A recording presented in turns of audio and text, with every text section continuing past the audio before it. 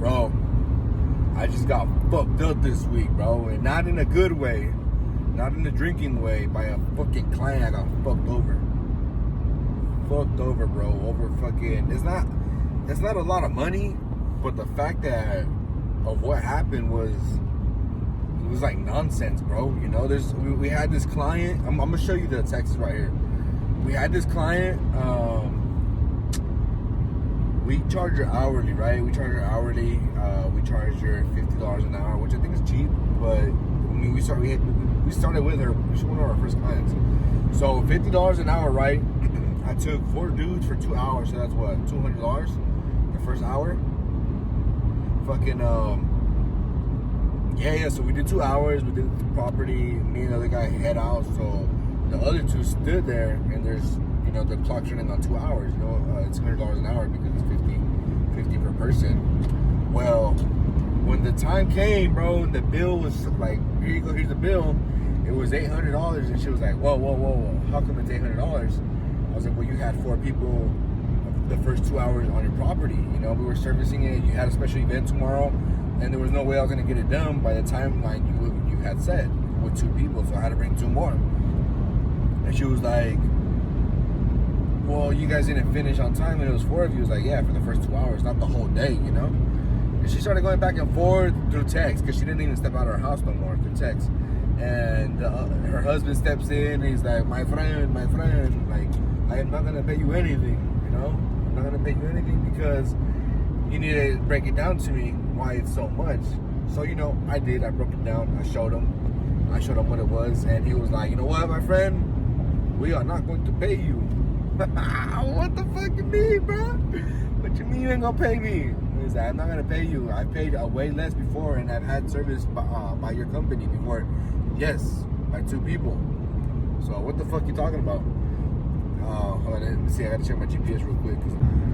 So that shit, I don't know. I was checking my phone, so it's not recording. But I'm checking out. I'm going to San Francisco right now, South San Francisco, to do an estimate.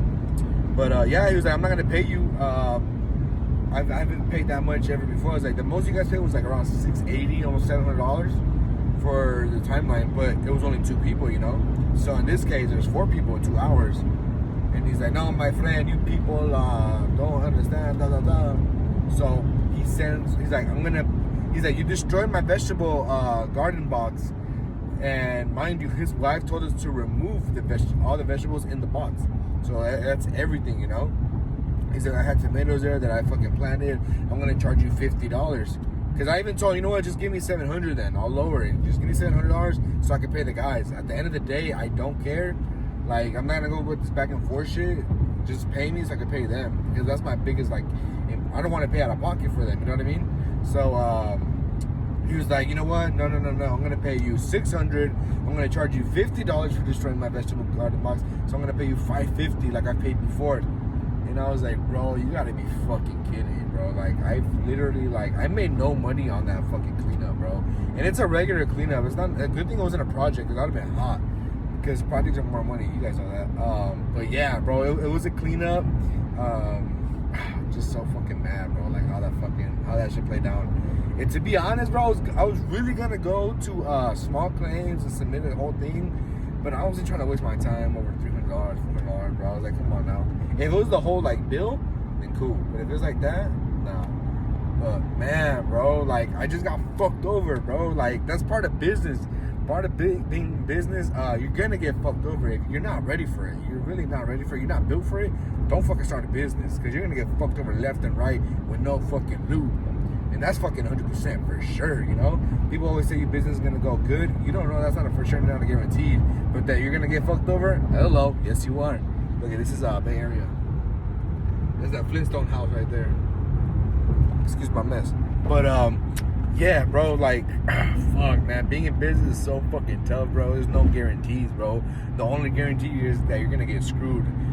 When? By who? Time will tell. And you'll never find out until it happens. But it's part of business, man. Like, if you guys ain't built for this shit, like, if you guys got some soft ass feelings, or you're a soft ass dude, don't start a business. See, this ain't for you. If you're lovable and kind and you're not ready to go fight fucking wars and shit and ready to bleed and cry during the battle, don't do your business. Don't start it. Don't fucking start it.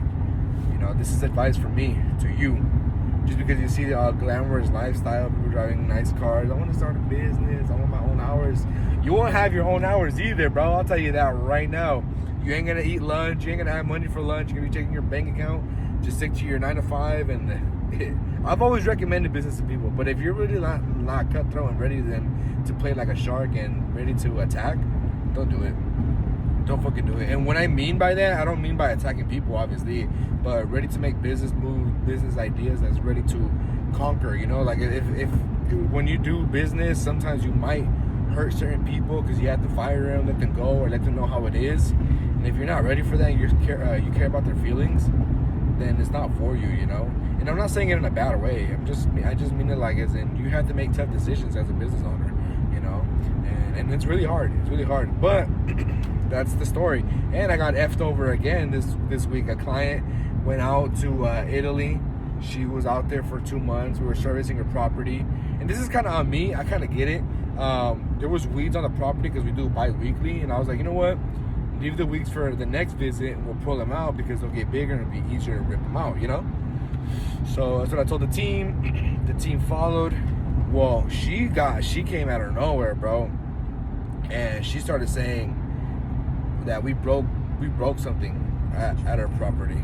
That we broke something at her property. It was our fault, and I've seen that. And it's an ornamental bunny in the backyard. And I even told the lady, hey, I've seen this broken already, and I've